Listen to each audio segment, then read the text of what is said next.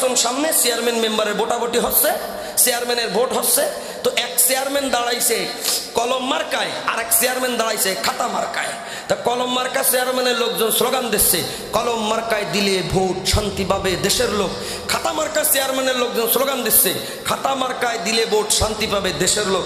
যাই হোক, যার যার দলের লোক ক্যাম্পেইন করতেছে, তাদের নেতারে ভালো বানাচ্ছে, সব কিছু বলতেছে। এই কলম মার্কা চেয়ারম্যানের দলে একটা লোক আছে একটু পাগলা টাইপের, এই চেয়ারম্যানরা বিরাট বড় ভালোবাসে।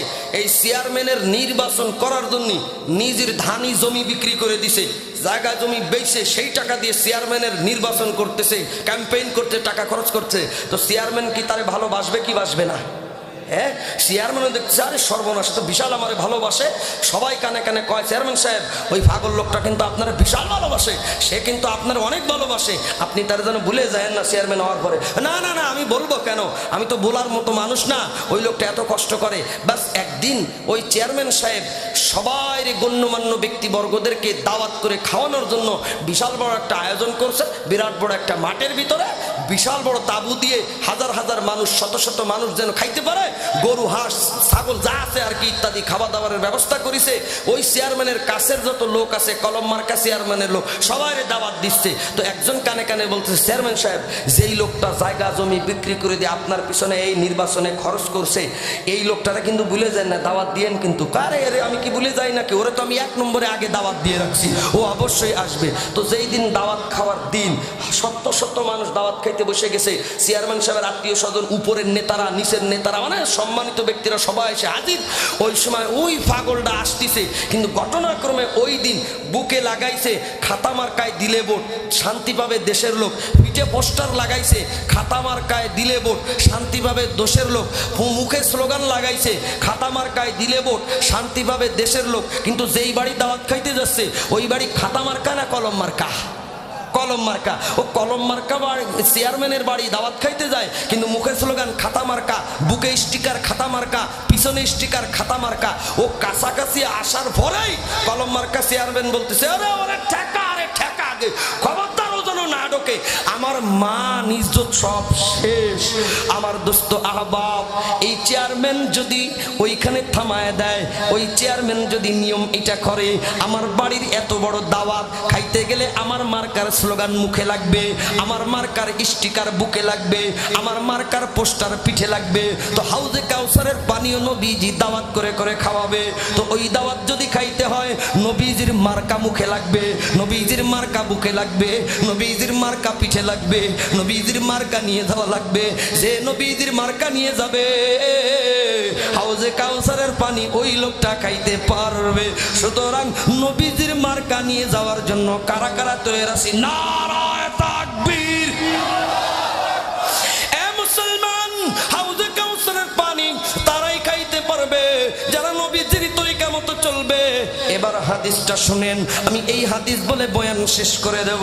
নবীজি সাল্লাল্লাহু আলাইহি ওয়াসাল্লাম বলতেছেন, সায়াকুনু বাদি উমারাউ ফালা তুসাদ্দিকুহুম বিকিযবিহিম ওয়ালা তুইনুহুম আলা যুলমিহিম। আমার উম্মতেরা শোনো, আমার দুনিয়া থেকে বিদায় নিয়ে চলে যাওয়ার পরে আমার পরে একদল নেতা তৈরি হবে। নেতা, সায়াকুনু বাদি উমারাউ, আমার পরে একদল নেতা আসবে, আমার পরে একদল আমির আসবে। ফালা তুসাদ্দিকুহুম বিকিযবিহিম, এরা কথায় কথায় ঘন ঘন মিথ্যে কথা কবে, ওই মিথ্যে কথাকে তোমরা সাপোর্ট করবা না। ফালা তুইনুকুম আলা যুলমিহিম, এরা মানুষের উপরে জুলুম করবে, ওই জুলুমের তোমরা সাপোর্ট করবে না।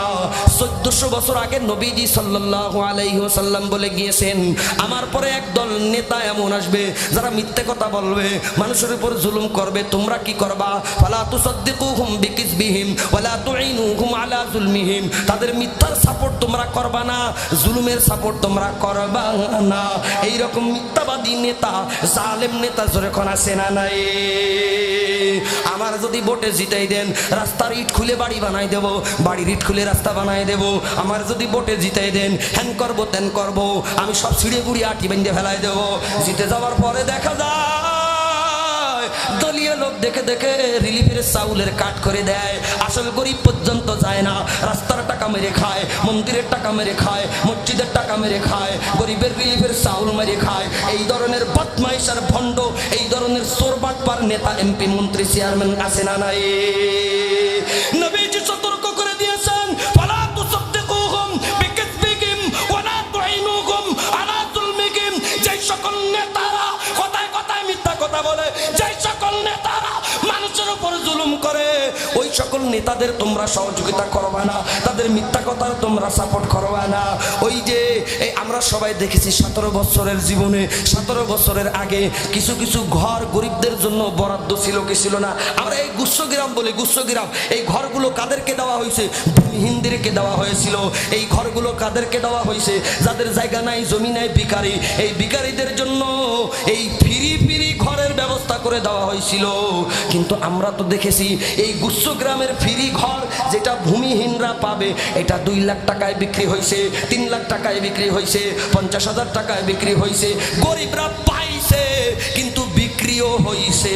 এই যেই নেতাগুলি এই গরিবদের ঘর 2 লাখ 3 লাখ টাকায় বিক্রি করছে, এইরকম চোর আর বাটপার যখন আসে না নাই? নবীজি সাল্লাল্লাহু আলাইহি ওয়াসাল্লাম বলতেছেন, সায়াকুনু বাদি উমারাউ, আমার পরে এরকম একদল নেতা আসবে, ফালা তুসাদদিকুহুম বিকিযবিহিম, ওরা মিথ্যা মিথ্যা কথা বলবে কিন্তু সাপোর্ট করবা না, ওয়ালা তুঈনুহুম আলা যুলমিহিম, ওরা মানুষের উপরে জুলুম করবে, সাপোর্ট করবা না। ফাইন্নামান তাসাদদাকা আলা কিযবিহিম ওয়া আ'আনাকুম আলা যুলমিহিম, যারা ওই মিথ্যার সাপোর্ট করবে, জুলুমের সাপোর্ট করবে, লাম ইয়ারিদ আলাল হাউজি, তারা আমার হাউজে কাউসারের পানি খাইতে পারবে না। ওরে নেতা তো পড়িয়ে মারলো, ওই জালেম আর মিথ্যাবাদী নেতারে যারা সাপোর্ট করবে, ওরা নবীজির হাউজে কাউসারের পানি পান করতে পারবে না। তাহলে যে নেতা, ওরা তো বাটি সালাম দিয়েও খুঁজে পাওয়া যায় না। কথা বলেন ঠিক না ভাই? ঠিক রাগ আছেন নাকি? আমি কি কোনো দলের কথা বলেছি? আমি জালেমদের এবং মিথ্যাবাদীদের কথা বলছি। তো আমিও যদি মিথ্যাবাদী হই, এই বয়ান আমার বিরুদ্ধে। আমিও যদি জালেম হই, এই বয়ান আমার বিরুদ্ধে। আমি যদি মানুষকে ধোঁকা দেই, এখন তো বললে আপনারা আবার কষ্ট পাবেন, মানুষকে আমরা ধোঁকা দিই, আমরা ক্ষমতায় গেলি হ্যান করব, ত্যান করব, ইসলাম কায়েম করব, মুসলমানদের কাছে বলি, মাইকে বলি ইসলাম কায়েম করব, আর সাংবাদিকদের সামনে না, আমরা কি এই জামানায় ইসলাম কায়েম করা সম্ভব নাকি? আমরা ক্ষমতায় গেলি কোথায় আমরা শরিয়া বাস্তবায়ন করব? আমরা পারবো না। কিন্তু মাইক ফাটাই দিয়ে ইসলাম কায়েমের কথা বলে, এটাও এক প্রকার ধোঁকাবাজি আর গন্ডামি। এবার আর ঠিক বেশি মানুষ কবে না, এটাও তো এক প্রকার ধোঁকাবাজি। আপনি মাইক ফাটাই দিচ্ছেন কোরআনের রাজ কায়েম করব, আর সাংবাদিকদের সামনে বলছে না, এই প্রচলিত আইনে কি এটা সম্ভব? তো এটাও তো মিথ্যা কথা, ধোঁকাবাজি হয়েছে, হয়নি? কথা বলেন, হয়নি? আপনি জনগণের সামনে বলতেছেন ইসলামের রাজত্ব কায়েম করব, জনগণের সামনে বলতেছেন ইসলাম কায়েম করব, জনগণের সামনে বলতেছেন ইসলাম এবার, কোরআন এবার সংসদে যাবে। আপনারা আবার দেখা গেল পূজা মণ্ডপে যায় শুভেচ্ছা জানান, ফুলের মালা গলায় দিয়ে নিয়ে আসুন। যদি মায়ের দুধ পান করে থাকেন তাহলে প্রমাণ দেখান। আবু বকর সিদ্দিক রাদিয়াল্লাহু তাআলা আনহু কোন পূজা মণ্ডপে গিয়েছে? ওমর রাদিয়াল্লাহু তাআলা আনহু কোন পূজা মণ্ডপে গিয়েছে? এর প্রমাণ কেউ দেখাইতে পারবে না, কেউ দেখাইতে পারবে না। পূজা মণ্ডপের শুভেচ্ছা ওইটা শিরকি আড্ডাখানা, ওই জায়গায় কোনো মুসলমান যাইতে পারবে না। পূজা মণ্ডপের শুভেচ্ছা কোনো মুসলমান জানাইতে পারবে, কিন্তু এই জায়গাও একদল যায় কি যায় না? তো ওটাও তো এক প্রকার মিথ্যা কথা আর ধোঁকাবাজি। তুমি সাপের গালেও চুমো দিচ্ছ, ব্যাঙের গালেও চুমো দিচ্ছ, এক রঙে রঙিন হও, গিরগিটির মতো রং পাল্টাইও না। যে পাতায় যাবা সেই পাতার রং ধারণ করো, এটা গিরগিটি, এই গিরগিটি মার্কা বাদ দাও। ঠিক এবার অনেক মানুষই কম কবেও আমি জানি। নবীজি বলতেছেন ফালা তুসাদদিকুহুম বিকিযবিহিম ওয়ালা তুঈনুহুম আলা যুলমিহিম। তো এরকম মিথ্যা কথা যারা বলে আর ওইরকম জুলুম যারা করে, যেই দলের হোক না কেন, যেই দলের আর মতাদর্শের হোক না কেন, আমরা এদের সাপোর্ট করব। যদি করি লাম ইয়ারিদ আলাল হাউজি, নবীজির হাউজে কাউসারের পানি সে পান করতে পারবে না। আমরা এই দলে থাকতে চাই যেই দলটা নবীজির হাউজে কাউসারের পানি পান করবে। আমরা বঞ্চিতদের দলে থাকতে চাই।